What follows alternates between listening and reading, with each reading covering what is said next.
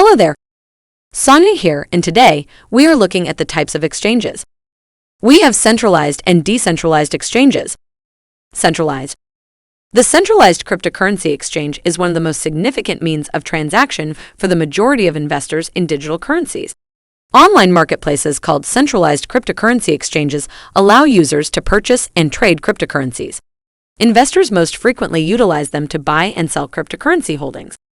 The concept of centralization in the phrase centralized cryptocurrency exchange refers to the usage of a middleman or other third party to facilitate transactions.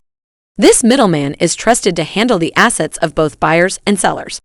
In a bank setting, where a consumer trusts the bank to hold his or her money, this is typical. Decentralized. Decentralized exchanges are a different option. They eliminate the middleman and produce what is typically thought of as trustless environment.